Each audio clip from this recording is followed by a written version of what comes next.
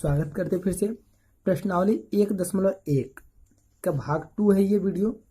इसका भाग 1 मैंने बनाया था, उसमें बेसिक नियम बताता कि क्या क्या आपको संबंध एवं फलन में पढ़ना है।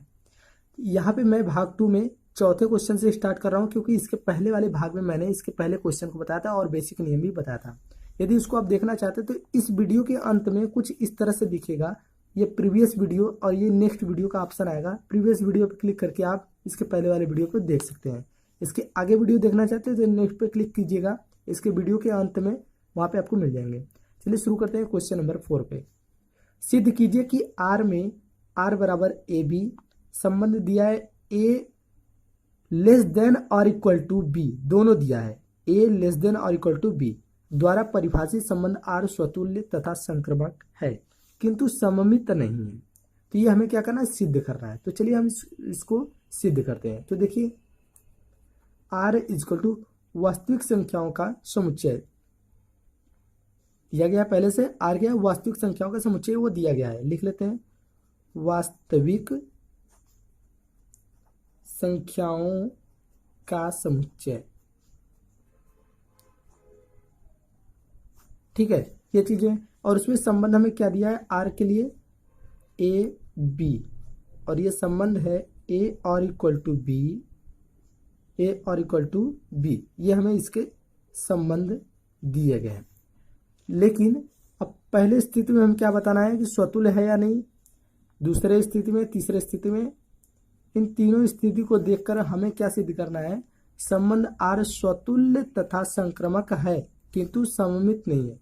मतलब स्वतुल्य है और स्वतुल्य के साथ साथ संक्रमक, ये दोनों है लेकिन सममित नहीं, ये हमें सिद्ध करना है इसमें। तो चलिए हम इसको सिद्ध करते हैं। तो पहले नंबर पे R स्वतुल्य होगा, R स्वतुल्य है। अब ये क्यों है, देखिए, क्योंकि A इज इक्वल टू अगर हम 1 रखते हैं तो यहाँ पे हमें A और इक्वल टू B के स्थान पे A 1 रखेंगे तो यहाँ पे और इक्वल टू मतलब बराबर लगभग है, तो हम इसको कह सकते हैं 1, इसलिए ये क्या है, स्वतुल्य है। अब आते हैं दूसरे नंबर पे। तो सममित ये क्यों नहीं होगा, हमें सिद्ध करना है कि सममित नहीं है। सिद्ध करना है तो ये सममित नहीं है, R सममित नहीं है। अब ये क्यों नहीं है, देखिए, क्योंकि A B से क्या है, कम है, लगे कम है ना, लेस देन और इक्वल टू। A B से कम है लेकिन B A से कम नहीं होगा, कम नहीं होगा।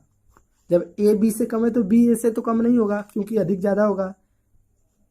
लिखा गया ना इस तरह से, A क्या है, अधिक है B से और इक्वल टू है, ये तो मान लीजिए है ही, इसलिए A B से कम है तो B A से कम नहीं होगा, हमेशा अधिक होगा। इसकी वजह से ये सममित नहीं है। अब तीसरे बातें हैं, R स्वतुल्य और संक्रमक दोनों है क्योंकि सममित ये नहीं है,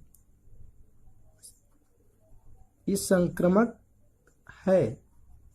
अब ये क्यों है, क्योंकि R स्वतुल्य और संक्रमक है परंतु सममित नहीं है, इसकी वजह से ये संक्रमक है। अब आते हैं क्वेश्चन नंबर 5 पे। नेक्स्ट क्वेश्चन 5 में क्या लिखा है, जांच कीजिए कि R में संबंध दिया है AB में A लेस देन और इक्वल टू B पावर 3 द्वारा परिभाषित संबंध स्वतुल्य, सममित अथवा संक्रमक है। अब ये हमें क्या करना है, जांच करना है कि ये है या नहीं। तो चलिए देखिए, जो हमें दिया है R का संबंध AB, संबंध दिया है A लेस देन और इक्वल टू B पावर 3, ये हमें दिया गया है, ले लिए। अब इसमें R स्वतुल्य नहीं होगा, स्वतुल्य नहीं है। अब ये क्यों नहीं है, देखिए, क्योंकि A की वैल्यू अगर हम 1/2 रखते हैं तो B की वैल्यू हमें क्या मिल जाएगी, B क्यूब है, B क्यूब है तो हमें मिल जाएगी 1/8 मिल जाएगी। ठीक है, तो इस प्रकार 1/2 और 1/8 से कम नहीं है, कम क्या है, नहीं है, इसकी वजह से ये स्वतुल्य नहीं है। अब दूसरे नंबर पे आते हैं सममित पे। देखिए सममित के लिए दूसरे नंबर पे, तो सममित भी नहीं होगा। अब क्यों नहीं होगा, देखिए, क्योंकि A लेस देन और इक्वल टू B क्यूब, तो B A से या बी ए क्यूब से कम नहीं होगा, कम या बराबर दोनों कह सकते हैं, कम या बराबर दोनों नहीं होगा, इसकी वजह से ये सममित नहीं होगा। अब तीसरे नंबर पे आते हैं, तीसरे संक्रमक के लिए, तो संक्रमक भी नहीं होगा, आर संक्रमक नहीं है। अब ये क्यों नहीं है इसका भी कारण मैं बताता हूं। हमेशा ध्यान दीजिएगा, सममित, स्वतुल्य और संक्रमक ये तीनों है या नहीं, इसको मैंने कितनी बार बताया कि कैसे चेक करते हैं, तो बार बार मैं बता रहा हूं। अगर एक बार भी पकड़ लेते हैं तो सारे के सारे क्वेश्चन आप कर सकते हैं। अब इसमें देखिए आर संक्रमक नहीं है। अब इसका रीजन क्या है, क्योंकि ए लेस देन और इक्वल टू बी क्यूब और बी लेस देन और इक्वल टू सी क्यूब और ए लेस देन और इक्वल टू सी क्यूब, ये होना जरूरी है। अगर ये चीजें रहता तो हमारा संक्रमक होता, लेकिन ये चीजें तो क्वेश्चन में नहीं है। क्वेश्चन में केवल इतना दिया है, A less than equal to B cube. ये चीजें अगर होता तो संक्रमक होता, ये चीजें नहीं है, इसकी वजह से ये संक्रमक नहीं है। क्वेश्चन नंबर 6, सिद्ध कीजिए कि समुच्चय 1 to 3 में R 1 to 21 द्वारा प्रदत्त संबंध R सममित है। क्वेश्चन में पहले बोल दिया है संबंध क्या है, R सममित है, किंतु न तो स्वतुल्य न ही संक्रमक। मतलब हमें सिद्ध करना है इसमें, ये जो मान दिया है समुच्चय और R, इन दोनों में संबंध हमें ये करना है कि R सममित होगा, ये सिद्ध करना है, और स्वतुल्य और संक्रमक नहीं है, ये हमें सिद्ध करना है। तो देखिए 1 2 3 ये चीजें हमें दिया गया है यहाँ पे, ठीक है, इसको मैंने ले लिया। साथ में दिया है R संबंध के लिए 1 2 और 2 1, यह है संबंध के लिए। अब पहला चीज हमें निकालना है स्वतुल्य के लिए, तो स्वतुल्य, ये स्वतुल्य चेक करते हैं। तो स्वतुल्य चेक करने के लिए क्या क्या होना चाहिए, 1 1 होने चाहिए, 2 2 होने चाहिए या 3 3 होने चाहिए। अगर ये चीजें होता तो हमारा स्वतुल्य हो जाता, लेकिन ऐसे किस कंडीशन में नहीं दिख रहा है। 1 1 देखिए 1 1 1 2 1, ऐसे मतलब कोई भी इस कंडीशन में हमें नहीं दिख रहा है, नॉट बिलोंग टू आर, मतलब ये स्वतुल्य नहीं है, कह सकते हैं स्वतुल्य नहीं है। दूसरे नंबर पे आते सममित पे, तो सममित के लिए चेक करते हैं। तो सममित के लिए क्या होना चाहिए, सममित के लिए होना चाहिए, सममित के लिए देखिए 1 2 2 1 है ना, 1 2 और 2 1, इसके विपरीत होना चाहिए। तो देखिए दिया है 1 2 2 1, ये चीजें हैं, ये बिलोंग टू आर, मतलब ये सममित हमारा है। अगर यहाँ पे कोई और रहता, जैसे 2 3 रहता, तो ये दोनों मैच आपस में नहीं करता, इसलिए वो नहीं होता, लेकिन ये 1 2 2 1 है, मिल रहा है, इसलिए ये सममित है। तीसरे पे आते हैं संक्रमक पे। संक्रमक के लिए क्या होना चाहिए, संक्रमक के लिए होना चाहिए 1 2 2 1, ये ऑलरेडी दिया है, और उसके बाद एक और होना चाहिए जो तीनों आपस में बराबर हो, तभी तो हमारा संक्रमक होगा।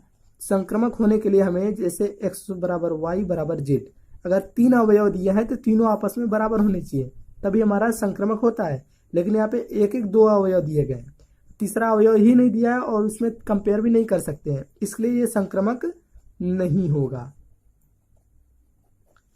अब आते हैं क्वेश्चन नंबर 7 पे। 7 जो क्वेश्चन लिखा गया है, सिद्ध कीजिए कि किसी कॉलेज के पुस्तकालय की समस्त पुस्तकों की समुच्चय ए में संबंध है R बराबर एक्स वाई, एक्स तथा वाई में पेजों की संख्या समान है, द्वारा प्रदत्त संबंध R एक तुल्यता संबंध है। अब इसको हमें क्या करना है, सिद्ध करना है। तो चलिए सिद्ध करते हैं, बस ध्यान से समझिएगा इसको कैसे करते हैं, सिंपल क्वेश्चन है।